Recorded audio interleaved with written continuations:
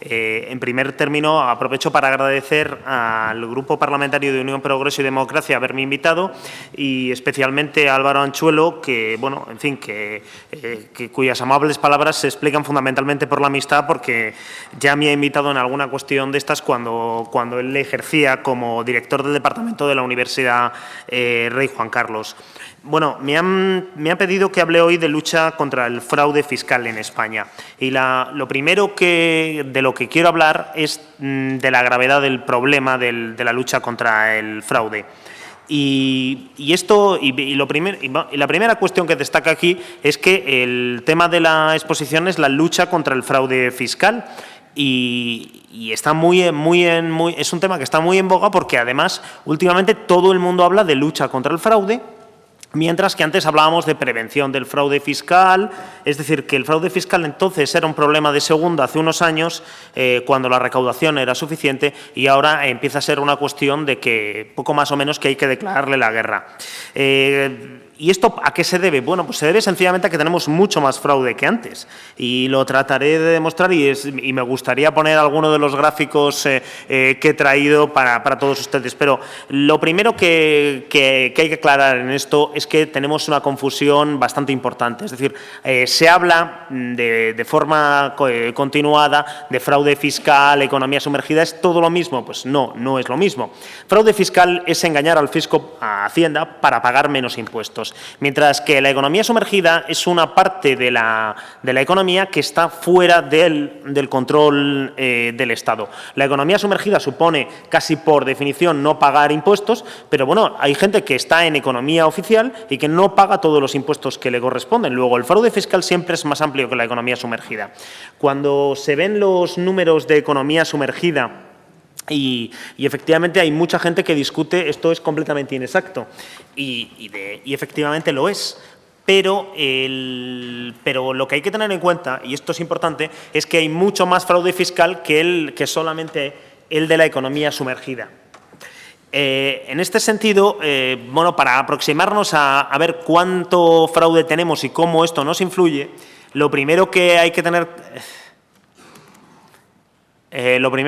bastante claro es que con unos impuestos que sobre el papel son similares a los franceses, alemanes, italianos o británicos, recaudamos bastante menos. Entonces, en España los que pagan están pagando bastante más. Y, sin embargo, pues tenemos unos elevados niveles de fraude que nos dificultan muchas cosas.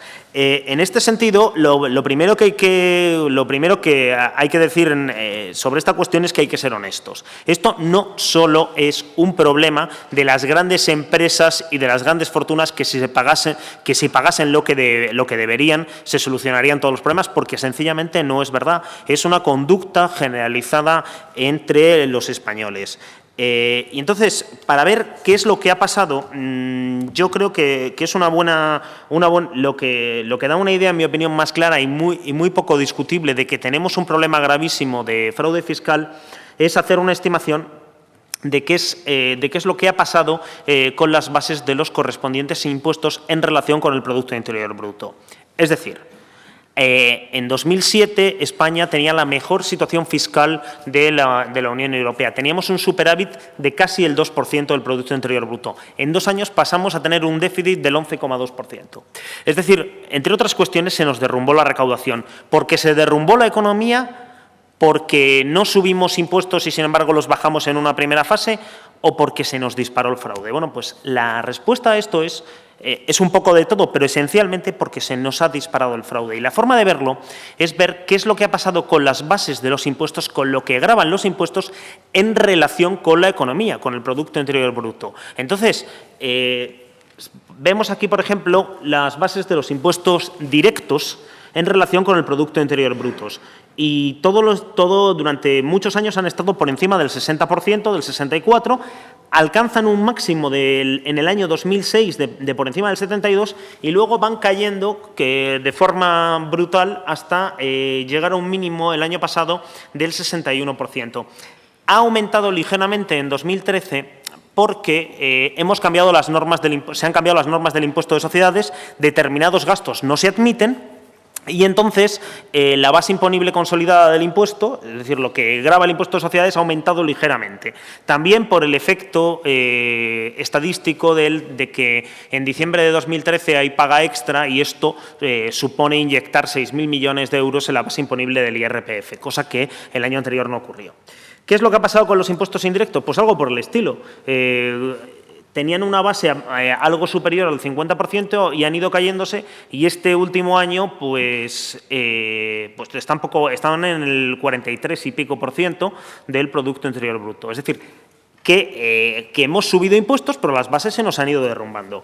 El gráfico completo es este, que hasta 2006 que estos impuestos gravaban aproximadamente el 115% del Producto Interior Bruto, que van subiendo hasta algo más del 125% en 2006 y que a partir de ahí, en 2007, se nos va derrumbando la recaudación y hemos alcanzado el mínimo de la serie histórica en cuanto a bases sobre el Producto Interior Bruto en algo más del 105%, que es el año pasado. Es decir, cada vez estamos intentando recaudar más sobre menos y menos. Y esto significa que, aunque creciese la economía, si no conseguimos que los impuestos tengan bases, es decir, que la gente declare más y mejor, no vamos a recaudar más. Si estuviésemos no ya en el 125%, no ya en lo que consiguen gravar otros países del 140%, si estuviésemos en nuestra media histórica del 115% del Producto Interior Bruto, estaríamos recaudando solamente los impuestos que lleva la agencia tributaria unos 20.000 millones de euros más al año. Es decir, no habríamos resuelto todos los problemas fiscales, pero estaríamos en una situación de alguna forma un poquito, bastante menos mala de la que tenemos en estos momentos. Retomando lo que comentaba anteriormente Modesto, España tiene que reducir de forma muy drástica el déficit, no tanto en este año 2014, sino en 2015 y en 2016. Si no conseguimos reducir estos niveles de fraude y conseguir que la gente declare más y mejor, las subidas de impuestos para los que ya los están pagando van a ser espectaculares y, además, los recortes van a continuar. Entonces, se habla de lucha contra el fraude porque, efectivamente, o le declaramos la guerra al fraude y nos lo tomamos en serio, o vamos a tener un problema muy serio para la economía española. En fin, como por ponerle un poco una nota de humor, la interpretación marxista de este gráfico es de Groucho Marx, es decir, partiendo de la nada vamos a acabar alcanzando los más absolutos límites de la miseria. Avanzando, ¿en qué fallamos? Es decir, para buscar soluciones a por qué se declara peor, vamos a ir en primer término a los medios humanos y materiales que España le dedica a la lucha contra el fraude. Bueno, y le dedicamos menos medios que a nadie.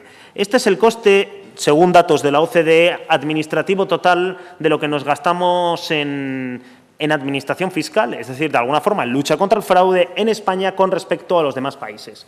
Bueno, pues España, los datos, luego sigo con los datos un poco más actuales, los datos están estandarizados, están publicados en la OCDE hasta 2011 y, bueno, pues le dedicamos menos dinero que nadie, pero menos dinero es una forma suave de decirlo. Por cada 5 euros, que los alemanes dedican a luchar contra el fraude, nosotros dedicamos 1.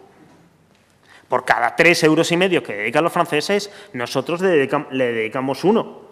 Los Países Bajos le dedican un 50% más a esto, a la lucha contra el fraude fiscal, y tienen menos Producto Interior Bruto que España, tienen la mitad de población. Es decir, los holandeses se lo toman más en serio. El único país que tiene una cifra comparable con España, comparable no es ninguno, son los italianos, que solamente se gastan el doble, pero es porque la Guardia de Finanza tiene menos funciones que una administración tributaria estándar, es decir, que hay costes que no están incluidos. Bueno, aquí tengo los datos del personal de la administración tributaria, es decir, cuánta gente se dedica a esto.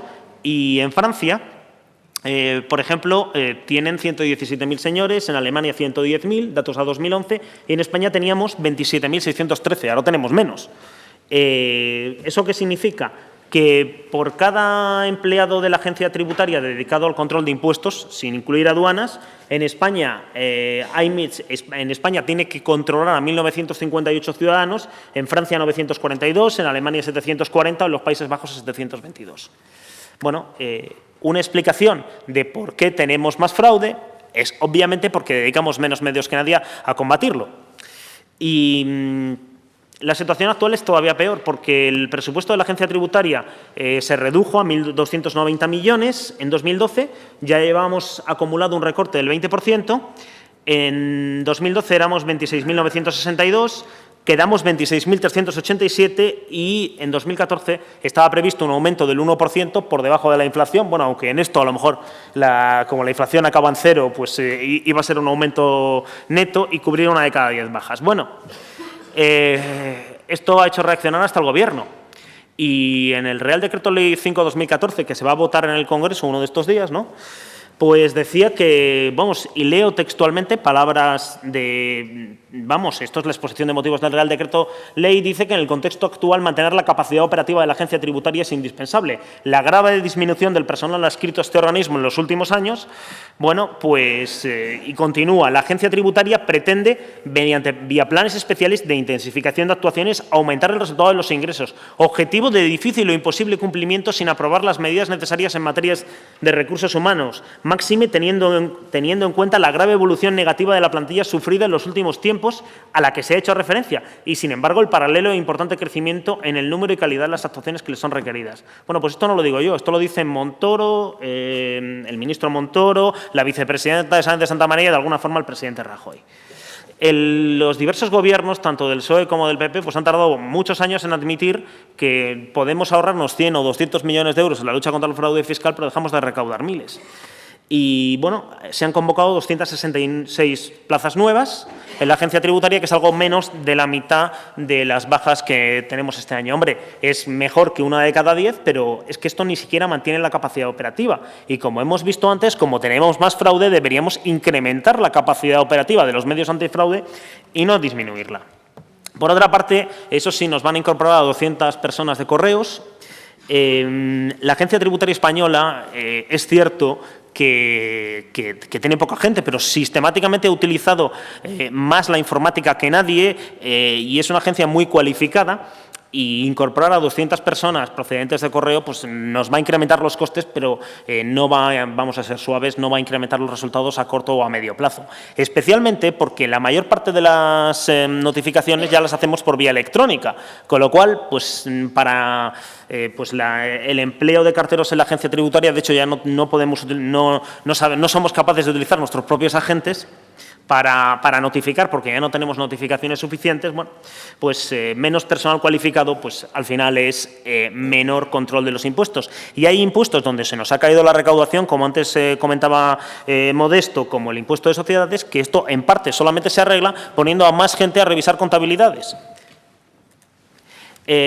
Bueno, dejando el tema de los medios humanos y materiales y siendo muy rápido y sintético por exigencias de tiempo, me voy a centrar en el tema de los medios legales. Y en los medios legales solamente voy a hablar del Código Penal y de los plazos de duración de las actuaciones inspectoras, por centrarme en dos aspectos, uno sustantivo y el otro procesal, pero que son paradigmáticos. Vamos a ver, el Código Penal es una norma muy importante porque expresa de alguna forma el negativo de la Constitución, de los derechos y deberes de la Constitución cuando se violan, cuando esas violaciones son las más graves, las recogemos en el Código Penal. Y entonces, el Código Penal es el negativo de la Constitución y para saber cómo está la Constitución tendríamos que mirar cómo está el sistema penal. De alguna forma, hay que tener en cuenta también que el delito fiscal es el negativo del artículo 31 de la Constitución, que establece que todos debemos contribuir al sostenimiento de los gastos públicos, de acuerdo con nuestra capacidad económica, etcétera. Bueno, pues vamos a ver en qué situación está el delito contra la hacienda pública. A finales de 2010, en los últimos datos oficiales que tenemos, había 6.000 millones de euros pendientes de cobro y casi todos sin garantizar en los tribunales penales. 6.000 millones de euros. Es evidente que si queremos luchar contra el fraude, lo primero que deberíamos hacer es exigirle, antes que exigir impuestos a los contribuyentes honestos, sería exigírselos a los peores defraudadores fiscales. Ahora mismo esta cifra es superior sin duda, porque el número de sentencias que resuelven con carácter firme los tribunales es muy inferior al número de denuncias, pero vamos, la cuarta parte, es decir, salen resueltos 200 o 300 casos todos los años y la agencia tributaria envía 700 o 800 denuncias. Entonces, tenemos un problema con una bolsa ahí que deberíamos haber pinchado de dinero pendiente de cobro, que además, cuando al final pasan 8 o 10 años, y no es ninguna broma, porque esto me ha pasado a mí como actuario, como inspector, cuando he tenido que informar, cuando se tardan 8 o 10 años, al final a veces el dinero no está. Bien, esto es un problema. El segundo problema, y el más grave de todos, es ¿hasta qué punto hay una amenaza de prisión efectiva? Bueno, a finales de 2010, también últimos datos oficiales, había 90 y tantos españoles que de alguna forma tenían prisión efectiva por fraude fiscal, pero casi todos es que tenían una colección de delitos. Si nos vamos a los casos que salen en la prensa, estamos viendo que últimamente casos espectaculares de millones de euros utilizando paraísos fiscales acaban sistemáticamente con una multa que en ocasiones es hasta inferior a la que imponemos en vía administrativa a los inspectores en los casos graves, y en segundo lugar sin entradas efectivas en prisión. Yo francamente no le deseo la prisión efectiva a nadie, pero uno se tiene que plantear que si uno tiene un delito es para que si hay condenas haya prisión efectiva, porque si no, lo lógico es que todo se resuelva en vía administrativa. Entonces, recientemente el Gobierno, dentro de la ley antifraude, por una parte aumentó las penas del delito contra la hacienda pública, pero por otra también estableció atenuantes muy cualificadas si se pagaba y se reconocían las cosas. Bueno, lo que uno se tiene que plantear en todo esto es que en la lucha, en la guerra, como diría Clausewitz, el primer principio básico es tener claro dónde vas, tener clara una estrategia. La estrategia en un tema capital como el delito fiscal debía ser la disuasión. Es decir, que se tenga miedo, que los peores delincuentes tengan miedo a acabar en prisión si cometen delitos contra la hacienda pública, como ocurre en los demás países. Si queremos recaudar a corto plazo, la estrategia debía ser otra, pero hay que ser conscientes de que esto nos está costando miles de millones de euros en cumplimiento voluntario de las leyes fiscales. Y dicho esto, bueno, a ver, lo primero que habría que hacer es evidentemente tener un plan de choque en los tribunales para resolver todos estos asuntos pendientes y recaudar miles de millones de euros que están pendientes, porque legitima el sistema y porque además es un plan que se autofinancia. Es decir, pague usted a la gente para que resuelva esto aceleradamente y con esto resuelva el atasco, porque efectivamente ahí hay miles de millones de euros. Otra cuestión importante de por qué tenemos estas bases tan pequeñas, estas declaraciones, bueno, pues porque cuando tenemos que hacer una investigación en profundidad, a diferencia de las inspecciones de los demás países europeos, nosotros estamos constreñidos por unos plazos que no existen en ninguna parte y sobre todo no existen con la consecuencia de que si la inspección incumple el plazo, se produce la prescripción de las obligaciones tributarias. Evidentemente, esto favorece a aquellos contribuyentes que tienen más que esconder y que no aportan los papeles a tiempo, etcétera. Bueno, esto en la Ley 7/2012 de lucha contra el fraude fiscal, Unión, Progreso y Democracia presentó una enmienda diciendo que esto no diese lugar a la prescripción de las obligaciones tributarias. Y esta enmienda fue rechazada. Tampoco es una casualidad. Esto no es una casualidad, porque es que fueron rechazadas todas las enmiendas de todos los grupos políticos que presentaron a esta ley de lucha contra el fraude.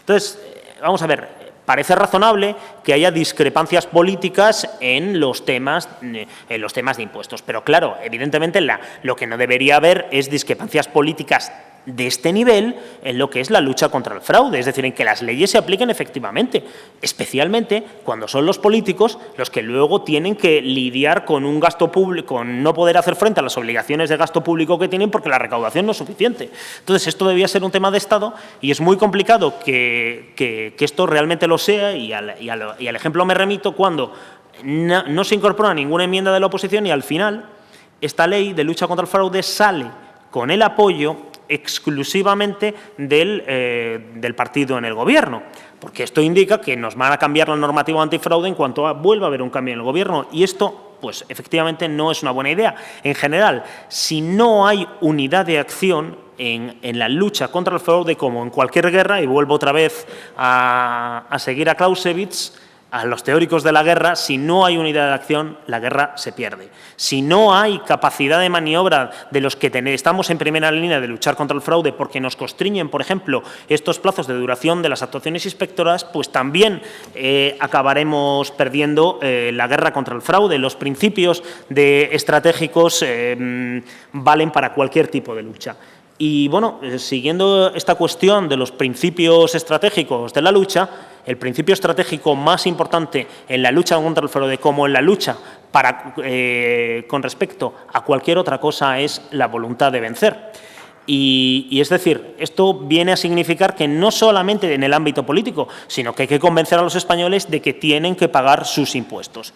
Entonces, esta es la medida fiscal más importante de todas, porque estamos ahora mismo en un círculo vicioso realmente muy grave, de baja recaudación, derivada del fraude, derivada de una baja conciencia fiscal de los españoles, que conlleva que a continuación se apliquen recortes en áreas que se consideran injustas y que esto conlleve un círculo vicioso de menor conciencia fiscal, menor cumplimiento, etcétera. Entonces, lo más importante de todos, como digo, es convencer a los españoles de que hay que pagar sus impuestos. Y aquí viene bien compararse con Europa. En Europa ha habido aumentos de impuestos y buena parte de estos aumentos de impuestos, como ha ocurrido en España, se han destinado a recapitalizar a los bancos. Y, evidentemente, esto no le ha sentado bien a nadie. Es decir, esto de pagar impuestos para cubrir las pérdidas de los bancos. Pero, sin embargo, en el resto de Europa la recaudación realmente, como explicaba hace un rato Modesto, ha aumentado y aquí no ha aumentado pese a subir nominalmente muchísimo los impuestos. Uno se podría preguntar si es que existe un gen español que impide pagar impuestos y yo creo que no. De hecho, estoy convencido de que no, si no me dedicaría a otra cosa. Vamos a ver, en España hace unos años, y esto debería ser el ejemplo que deberíamos tener muy claros, en España hace unos años se conducía mucho peor que en el resto de Europa. Y además se conducía más rápido, había más porcentaje de gente que conducía bajo el efecto del alcohol y el caso es que teníamos unas tasas de siniestralidad sin comparación. Y esto pues parecía que no se podía cambiar. Bueno, pues claro que se ha podido cambiar. Si uno cambia las leyes endureciendo las penas, incluyendo el Código Penal. Si, en segundo lugar, llena de radares las carreteras para que no se pueda uno saltar los límites de velocidad o si se lo salta le cueste dinero. Y sobre todo, se convence a los españoles de que esto es imprescindible porque no se pueden aguantar miles de muertes todos los años, efectivamente ya hemos tenido menores tasas de siniestralidad que en el resto de Europa. Ahora han vuelto a aumentar porque, claro, el recorte de gastos se ha hecho sustancialmente en inversiones, tenemos las carreteras peor de lo que las tienen nuestros vecinos europeos. Pero bueno, es un ejemplo de cómo se pueden cambiar las cosas. Bueno, pues aquí deberíamos hacer lo mismo, es decir, incrementar los medios de control, endurecer las leyes desde un punto de vista práctico, es decir, que este endurecimiento tenga efectividad y, sobre todo, convencer a los españoles de que tienen que pagar sus impuestos. ¿Cuál es la realidad en esta cuestión? La realidad es que, según el Centro de Investigaciones Sociológicas, en el barómetro de julio de 2013, el 87% de los españoles creen que los impuestos no se cobran con justicia. Bueno, claro, si esta es la opinión generalizada, vamos muy mal, porque a nadie le gusta pagar impuestos, pero pagar impuestos injustos le gusta a todo el mundo todavía menos. Entonces, a ver, los grandes aliados del fraude, los grandes enemigos en España, para tener una recaudación comparable con la Unión Europea, son la corrupción y el despilfarro. Es decir, cuando hay ya terminó un minuto, cuando nos encontramos esta declaración que tienen aquí ustedes, de cualquier político, empresario, etcétera, diciendo yo lo he hecho todo correctamente, pero no estoy el día con Hacienda, esto es muy habitual, que seguro que ustedes lo han escuchado, que está diciendo, hombre, pues es que esto de cumplir con los impuestos es de tercera categoría. Claro, si es de tercera categoría vamos a tener resultados de tercera categoría. Bueno, un inciso. También aquí estamos pagando no solamente percepción de corrupción y despilfarro, sino la amnistía fiscal. Evidentemente, esto nos desmoralizó a todos los que estamos en la Administración tributaria y desmoralizó a los contribuyentes cumplidores que se sienten imbéciles, con motivo. En este sentido, siguiendo aquí con las citas de Lucha y bélicas, en la guerra la moral es al material como 3 es a 1, como diría Napoleón. Es decir, que la forma más rápida de perder en la lucha contra el fraude es capitular ante los defraudadores, que es dar una amnistía. Vías de salida ante esto, pues evidentemente la ejemplaridad y la exigencia de responsabilidades frente a la impunidad. La guerra sin cuartel contra el despilfarro y la corrupción es lo único que legitima la exigencia de impuestos a los españoles y, por tanto, la lucha contra el fraude fiscal. Y en este sentido, esta lucha contra el fraude, esta batalla contra el despilfarro y la corrupción es imprescindible, porque es lo que legitima la lucha contra el fraude. Y si no somos capaces de legitimar la lucha contra el fraude, como todas las luchas que no se acaban legitimando, se acaban perdiendo más pronto que tarde.